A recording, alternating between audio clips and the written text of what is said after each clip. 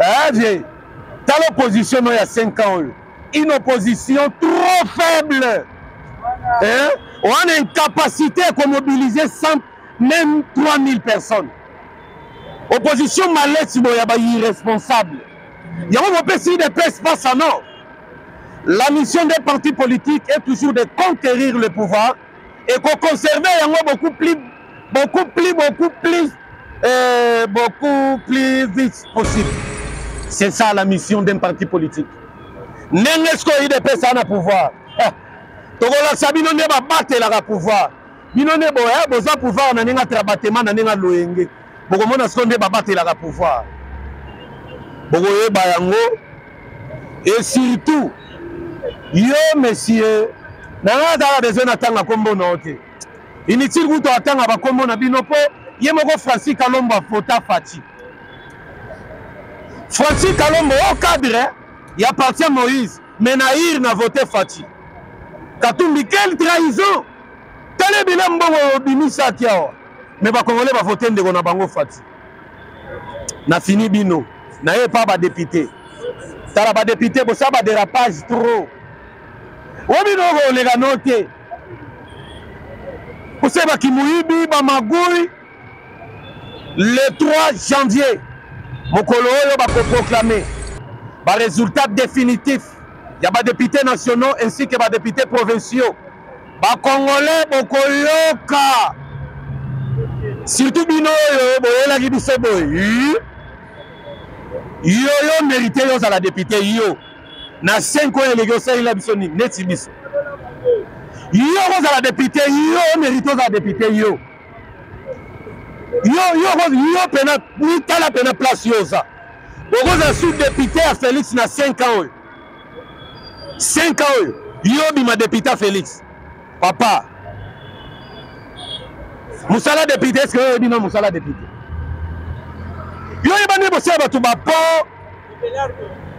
D'ailleurs, ba banda ba toro, bino touté. Alors bande ko na ngai, lokola na zamu le bela IDPS, moi na koli Cyril Mwamba. Na sengi na ba nyonso ba votaki chef de l'état Nzamba Pambola bino. Zamba Pambola bino parce que vous salissez choix moko très meilleur. Parce que voter Fati, c'est voter son avenir, c'est voter l'avenir de notre pays.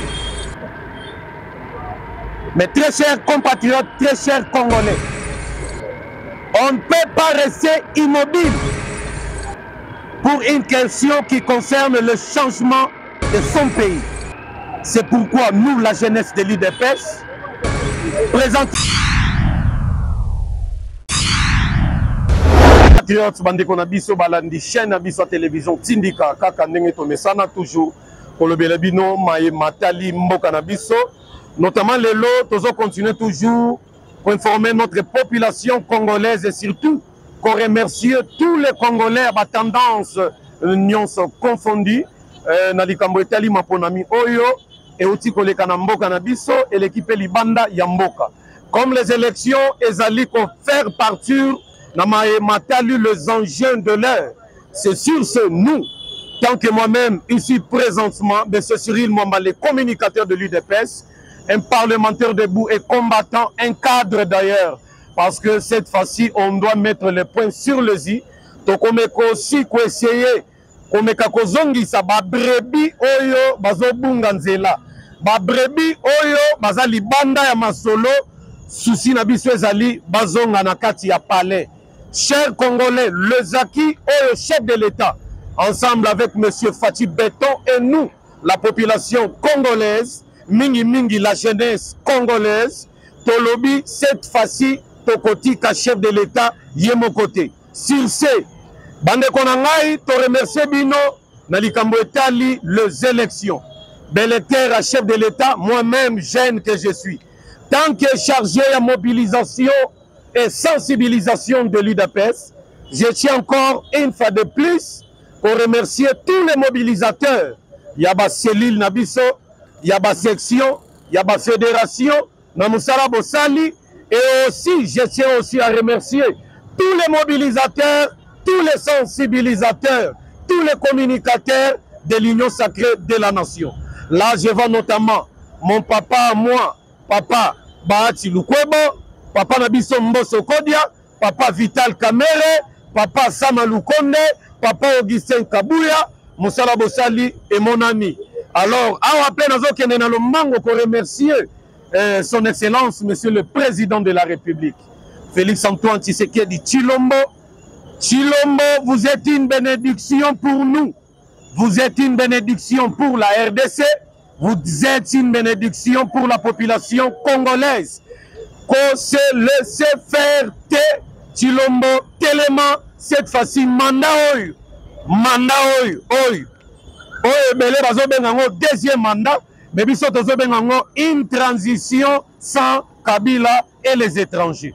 Parce que le 5 ans au cas, c'était le 5 ans Oyo to consacrer Kiango na likambo etala ki koluka unité nationale, koluka réforme et armée, koluka souveraineté ya mboka na biso éprimée. Merci Longonia. Yayo yango na béton. Sikoyo to sangana ki na 5 ans. Toye sikoyo na 5 ans oyo to ko diriger notre nation sans mélange ya bapaya Bayumanakati étranger, non. Parce que 5 ans, c'est 5 ans bengi une transition sans les étrangers. Merci encore une fois de plus, monsieur le béton. Si Koyoba Congolais n'a pas une sanction. Pas Fatih Asili si va te belle carrière. Moïse Katumbi Tchakwe, carrière na yo politique na RDC. Abou, Pia, et Sili na bandi na yo. Parce que yondo ye pembe na chef de l'État. Zirana fait son résultat, on va publier qui d'une manière progressive. Mais la publication yango basé territoire bureau par bureau. Mais c'est Moïse Katumbi Tchako. Ça fait mal, hein? Ah! Oui, ça va kataka na cour constitutionnelle. On ose au moins pifo ya koloba. Au moins yelo rotosalios. Totiki yo. Cour a validé candidature na yo. Un étranger que tu es, ni de près ni de loin congolais. Est-ce que Katumbi, toi tu es notre frère? Toi tu n'es plus frère de Mbemba. Toi tu n'es plus un frère à Félix. Ni de loin ni de près. Vous êtes un étranger. T'allez le salut, hein? Tu as validé candidature. Cour constitutionnelle a validé. Katumbi est na course. Biro moko wana Kasavubu. Obimaka na 0 fois. Deuxième bureau, sur 244 électeurs, quand on mesure 2 voix. Ce qu'on a beaucoup couché, sur 9 millions, il y a des Congolais qui votent qui a. N'a pas qu'à terme, mais d'une manière, je suis clair, hein? N'a pas qu'à grosso modo, chiffre. Sur 9 millions, moi, quand on a mis à 15 000 voix. Sur 9 millions, 15 000 voix. C'est la honte. C'est la honte. Parce que yo Katumbi na chargé yo pour na sila na yo na dia na candidat mususu. Au moins ce qu'on est tombé sur l'élection boy. Hein? Fati akobota mu comprenant. Fati akobota maman incompréhension. Bon on a besoin incompréhension des alara na deuxième mandat. Bon moi tu le mot bon gentil, il est gentil. À courtois, à Kobotamu comprenant.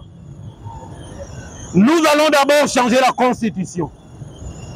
En touchant quelques articles de notre constitution, c'est-à-dire, Yoka Tumetskeli Mamo et Bobolo ya Pamba. Oyoka Mupepe Moko Yaka la loi, ya Congolité. L'eau et Yokaka ba Congolais de père et de mère. Selon Yoboula Inetilona, to comme ça, Okoni to Lambela, selon Yo. Ezaba cartouche to bombi Zela Fatia prêté serment le 24 janvier dans le palais de la nation. Tous les Congolais là ta pembe. Nous serons là. Fati Béton le 24 janvier. Première action, il y a chef de l'État. Changement de la constitution. Tous les étrangers vous serez identifiés. Talane Bossala armée Nabiso. Bon, affaiblissant notre armée pendant règne Nabino à 18 ans. Yona Kabila. Bosangani, Nabananga, Bolobino, Bosali groupe Nabino ba rebelle, pour combattre la RDC. Mais vous êtes malade, bande de cons. Hein? Mais c'est Katumbi, yo kanga malamu zala l'aise. Na yo nanga, tobi boye kiri. Boze bele, bakabila, bakatumbi, bananga, boye bele. Tala, bomo yi kongo lelo. Lamba ngombe, lia, biso la congolais to koya te. Bokomba na mama talisa. Bokomba na talisa. Yawa moni fatia sagibino. S'il faudra consulter Asangisa, sénateur ainsi que les députés, va passer pouvoir, il y a quoi de chrétiens, il y a quoi déclarer la guerre contre le Rwanda. Fatia Lubaki après. Et aussi Fatia Lubaki a quoi déployer ta force terrestre pour bibunde lieza, surtout finir quoi iti kuna na Kigali. Surtout ozi la bobe tata lisasi moko. Et puis, Totiaki Nase, par rapport à l'offensive, la guerre à Est, tu vas préserver, tu vas lengue la maponami. Nenge l'élection et les gibouilles. Fatia du deuxième bord. A beauté incompréhension. Tala. Beaucoup de monde a Congo na fenêtre un jour. Quand on dit que si manabino mindele bazar, l'étranger, na boy na tanga ba pays wana ba européen na ba toro wana don tant kuto ate na est-ce pas na yo Fayulu yo obimisi ba mineur soi-disant bon marché Martin Fayulu ba ko convoquer yo na justice parce que Félix Omonaki a camarade non na 5 ans Félix abotama na ngoto kola na limete mwana gombe ya tango yo Fayulu botama na batiangu na banjili wana banini soit disons botama na banjili mais oya koya okitela nde na banjili ya panzi wana na fini bana tiangu te mais entre Félix et Fayulu makambo eza clair Félix akola na limete mwana bonne vie Fayulu c'est un villageois uta na village ya ba Sénégal asutukelaki na koma kino akoma congolais obimina ba mineur na marche pour déclarer, annuler les élections. Soyons en moment pour organiser les élections. Oui, mais qu'est-ce que l'État est dépensé pour organiser ces élections? Partout dans le monde entier, lors il y a l'organisation d'élections, irrégularité zangakate, messieurs. On ne va prendre même aux États-Unis d'Amérique.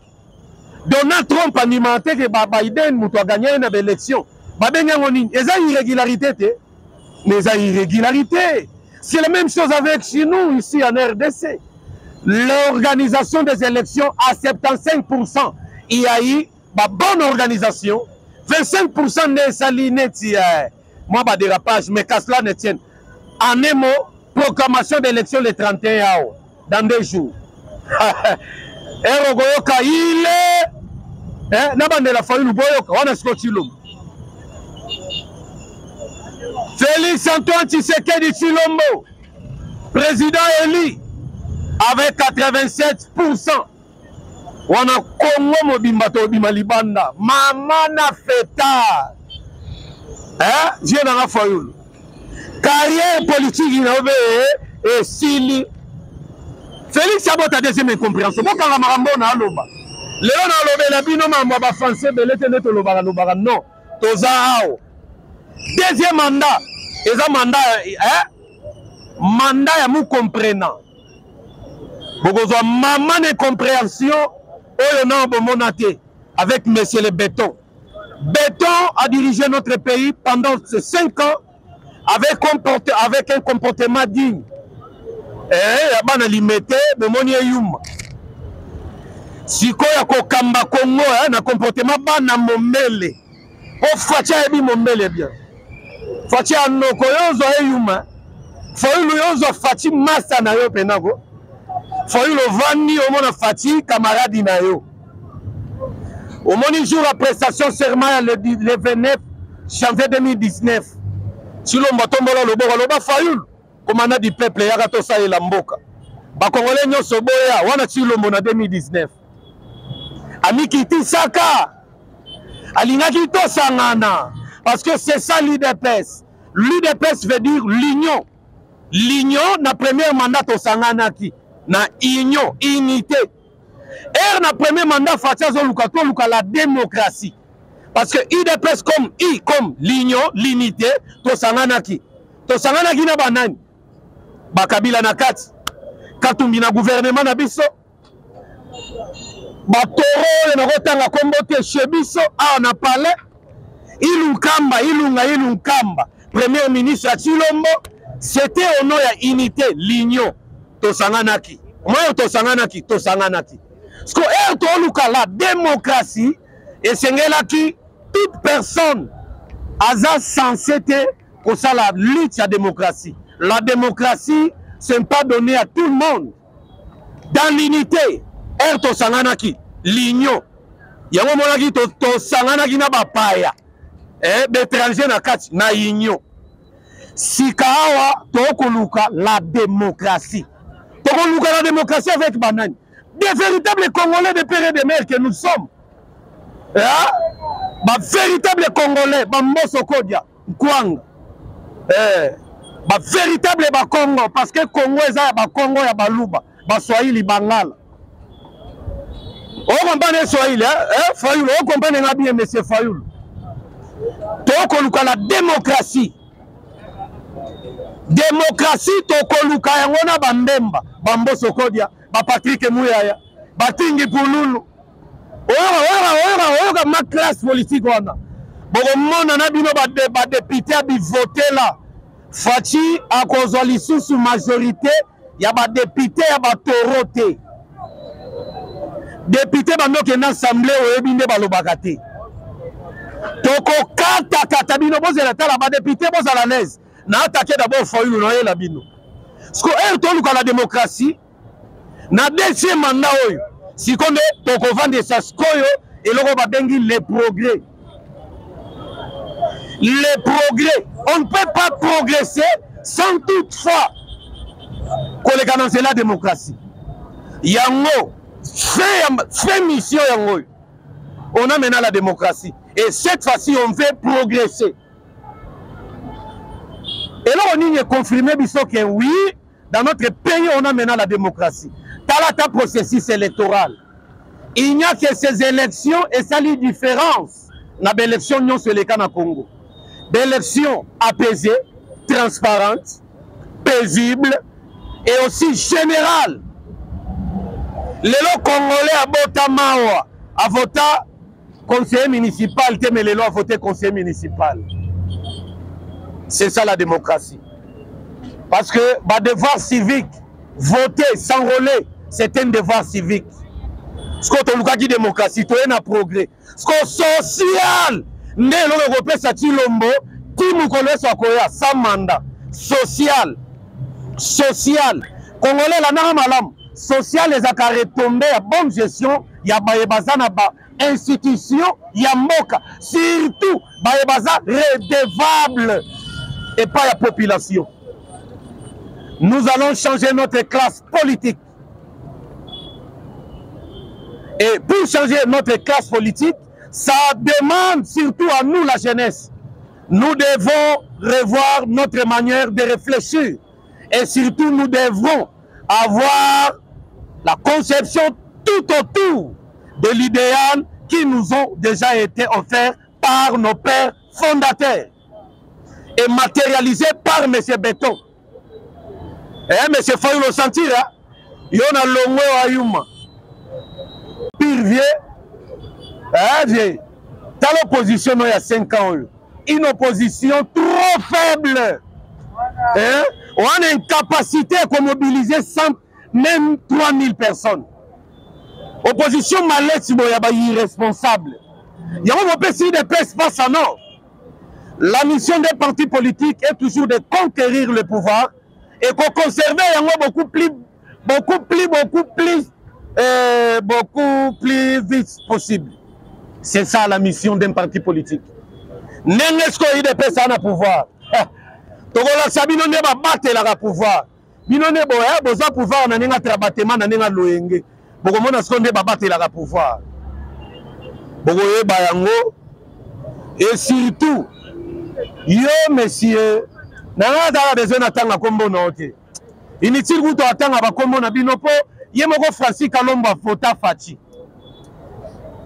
Francis Kalombo au cadre, il appartient à Moïse, mais Naïr n'a voté Faci. Katumbi, quelle trahison! Tele bilan bongo bimisa kiawa. Mais ba Congolais va voter ndeko na bango Faci. Na fini bino, na ye pas ba député. Tala ba député bo sa ba dérapage trop. Wabino go lega noté. Pour ça ba kimuibi ba magui le 3 janvier. Mokolo oyo ba ko proclamer ba résultat définitif. Il y a des députés nationaux ainsi que des députés provinciaux. Les Congolais, bokoyoka. Surtout bino yo, boyola ki biso boy. Yo mérité yo za la député yo. Na 5 ans élection ça il a biso ni neti biso. Yo za la député yo mérité za la député yo. Yo pena ni tala pena place yo za. Boko za sous-député à Félix na 5 ans. 5 ans, yo bima député Félix. Papa. Moussala député, est-ce que yo bina Moussala député? Yo yebane bosse batu ba po. D'ailleurs, ba banda ba toro, bino utute. Alors bande ko na ngai, lokola naza molobeli ya UDPS, mwana koli Cyril Mwamba. Na sengi na ba nyonso ba votaki chef de l'État Nzamba Pambola bino. Zamba Pambola bino parce que bosali choix moko très meilleur. Parce que voter Faci, c'est voter son avenir, c'est voter l'avenir de notre pays. Mais très chers compatriotes, très chers Congolais, on ne peut pas rester immobile pour une question qui concerne le changement de son pays. C'est pourquoi nous, la jeunesse de l'UDPS, présentement ici, représenté par M. Cyril Mwamba Koli, je tiens encore une fois de plus en vous disant merci. Merci, merci, merci. Que Dieu vous bénisse.